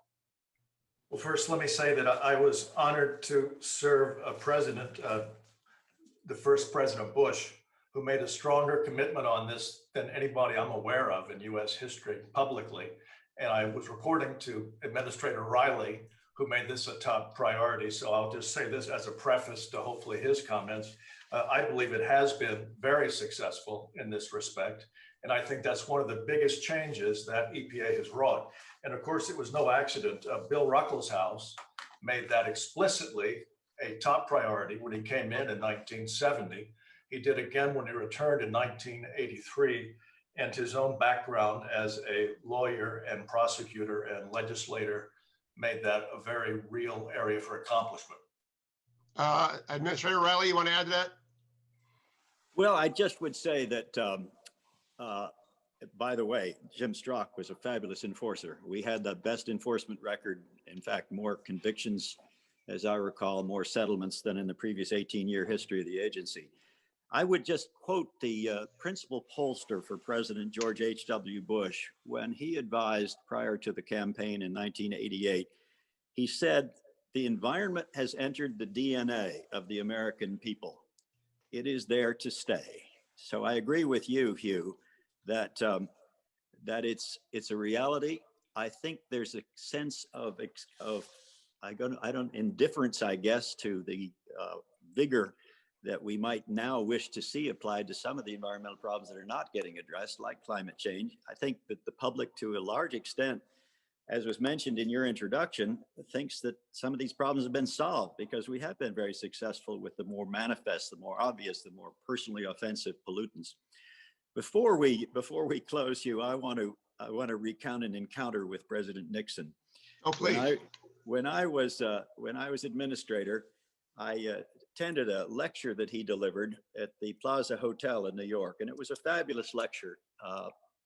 Toured the world really without any notes. He had all the key ambassadors present. Everybody respected his worldview, and he particularly said we have to be very attentive to our relationship with China. Among the most important reasons is because we'll never get any international cooperation on the environment if we don't. And I was quite taken by that connection. And I went up to talk to him, and he looked at me and he smiled. He said, I know you. You're the EPA guy. I see you on television. You know, I created EPA. And then he said, what did he say? He said, who was that first guy that I put over, the fellow that with the funny name? I said, Ruckelshaus. He said, do you ever see him? I said, yes, sir, I do. He's a close friend. He said, well, he did a good job for me. Give him my regards if you see him.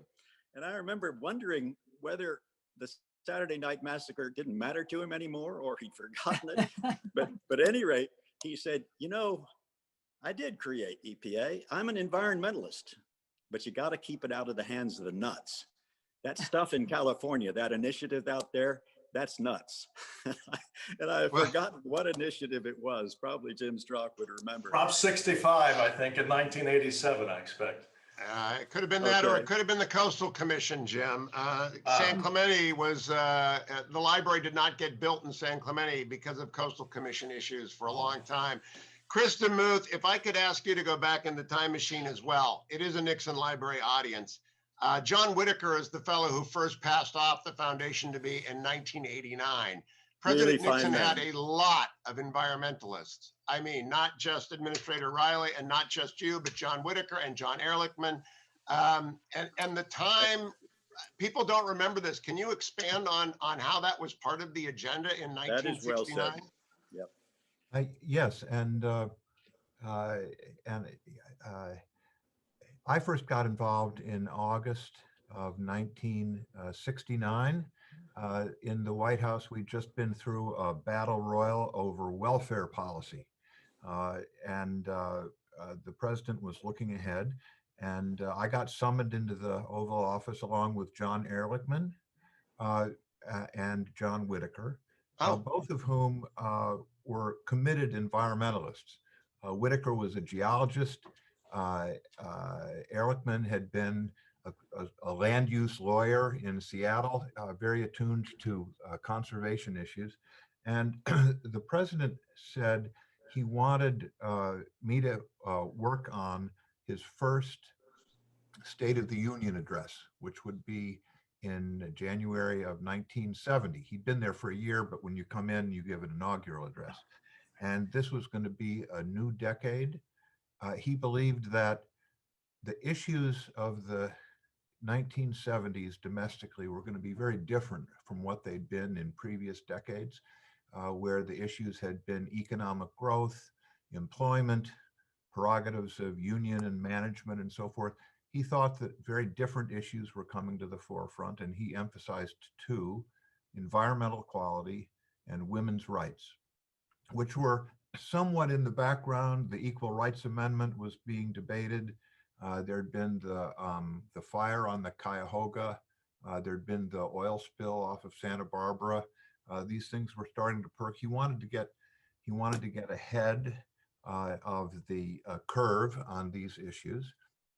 And my instructions were to come up with, first of all, to see what the government was doing. He knew that there were these little programs scattered around different agencies, uncoordinated. He thought that they were probably weak and ineffective. He was right about that. He wanted them to be strengthened.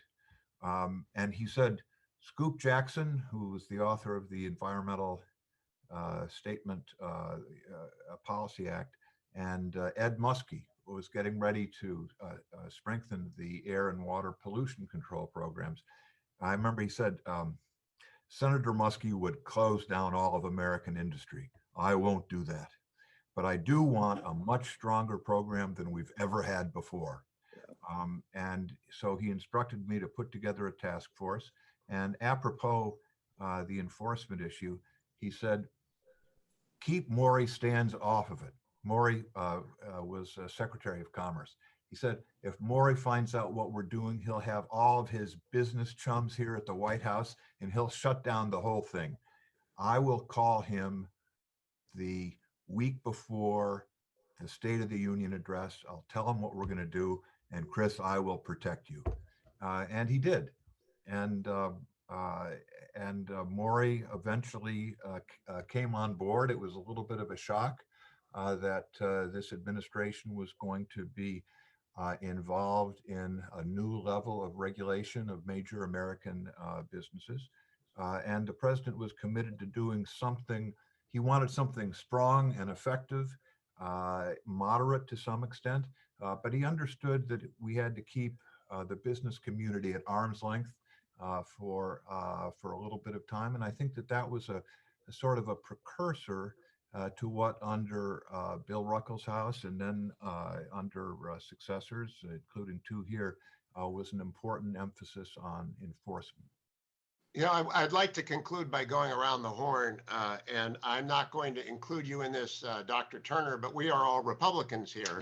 I've always believed that Teddy Roosevelt showed the way, and Jim Strzok, you wrote a book about TR. I think the only way for the Republican Party to be viable long-term is to be an environmentalist party and to be an activist environmental party. Do you agree with that? And if so, how do you see that? I mean, we all love clean air. We got to clean up the Superfund sites. That's all got to happen. But how do you articulate that? And I'll just walk down the road here and get everybody's 2 cents, and we'll wrap up with Professor Turner. Jim? Well, Hugh, I'd say first, I'm representative of a subset in the electorate, and that I'm not a Republican now. I'm independent for many years, in part because of my disaffection on these issues. And I believe one of the great contributions of President Nixon that is underappreciated is that he was able to bring, as Chris Demuth has said so well, environmental concerns into the conservative center-right side of the discussion and have a competition between Muskie and Jackson and Nixon and so on. I think when you compare today, the Conservative Party in Great Britain, the Christian, the CDU, CSU coalition in Germany, you see much more effective competition left and right to the benefit of the public on the environment.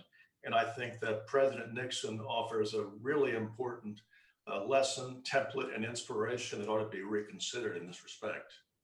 Governor Whitman.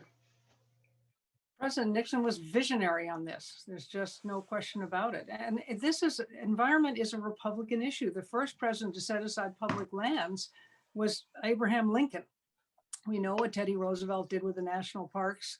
And then you have Richard Nixon, who not only established EPA, but if you think about the Clean Water Act and the Safe Drinking Water Act, all the things that were part of that were NEPA, the things that he implemented are extraordinary and far-reaching. We are the beneficiaries of his commitment to making the environment safer and healthier. And then, of course, you have under Administrator Riley and George H.W. Bush, the Clean Air Act amendments. This is a Republican issue. It has been, and it should continue to be, because everybody is vested in a clean and healthy environment.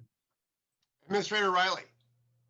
You know, it's interesting that Jim mentions the British situation. I think that Nixon was kind of a Disraeli figure in many ways. He gave electoral and Republican respectability to an issue that had not previously been thought, and really most of the years since has not been considered by Republicans their issue.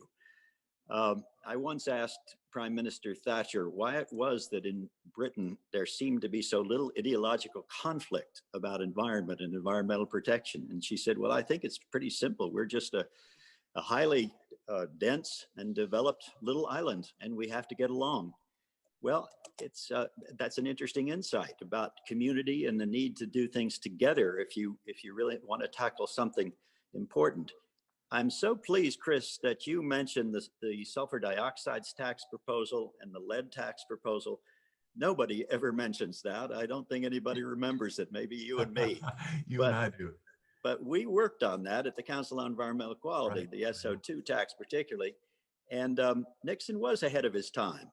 I think he would have approved the Clean Air Act amendments that George H.W. Bush proposed. For sure. The acid rain market-based regulatory approach, which has proved more effective, more cost-effective than even we who were proponents of it and who drafted it ever thought it would be. That is a milestone that we can learn from. There are market-based approaches to many of these problems that have not been fully explored, and they work with incentives, less with compulsion. I think that's got to be the way the Republican Party gets back into the environmental game, and I very much hope it will. Chris DeMuth, you want to add to that? Let me add to the Republican pantheon of environmental leaders, Barry Goldwater, who was a committed environmentalist and in many ways ahead of his time. I want to recognize that along with being in favor of clean air and water and a healthy environment, Americans are very individualistic, liberty-minded, suspicious of bureaucracies, jealous of their own freedoms. And that too is part of the world that we live in. And there has been over the 50 years of the EPA, a lot of opposition to the EPA because of the perception that it is bureaucratic and regulatory and coming up with all sorts of detailed rules and regulations that we have to live by, and I don't even understand why they're making me do this. This too is part of our culture. I myself regret the fact that the partisan back and forth has led Republicans into the position of opposing bureaucracy and overregulation without at the same time tying itself to a strong environmental agenda that would blend a commitment to environmental improvement with a recognition that we have issues of economic liberty and personal freedom that we have to deal with as well. It's a complicated problem.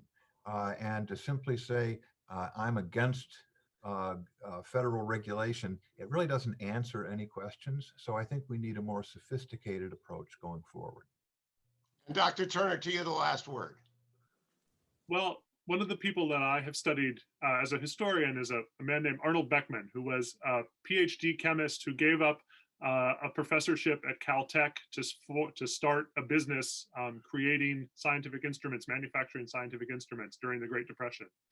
And he built a Fortune 500 company, became the LA Chamber of Commerce's sort of point man on smog and air pollution when he saw that air pollution was really threatening the growth of Los Angeles to the point where banks were talking about not issuing new mortgages to people or not investing in new mortgages for people moving to Los Angeles. And he's also was a very staunch conservative. And there's you look through his archives and you see photo after photo of dull gray boxes of chemical instruments, and then you come to the next folder and it's picture after picture of him shaking hands with the leaders of the California Republican Party, national Republican leaders. And he played this crucial role in connecting scientists with policy to address smog. And California was especially Southern California was the real leader, and in many ways the kind of the template for how the Clean Air Act would be implemented. So I think there is this rich legacy of Republicans and conservatives embracing what science can provide and letting science be a powerful voice in thinking about and understanding the problems that we all face, that society faces, and thinking about good solutions to that. And I think that's a place where we can look to history for real inspiration going forward. Well, I want to thank each of you. I want to especially thank you, Dr. Turner, for allowing me to thank the Beckman Foundation, which has made possible our third permanent new installation at the library this year on President Nixon and his environmental legacy, along with our Title IX exhibit on President Nixon, the women in his family, the women in his White House, and the women that he served, and the President's Club exhibit and the Yom Kippur War exhibit. Thank you all for joining us on this occasion. In 50 years, maybe one of us will be around, Professor Turner, but all of us our grandkids maybe can watch this and enjoy that we were celebrating 50 years in on the way to 100. Thank you all for joining us. As they say in Hollywood, that's all, folks.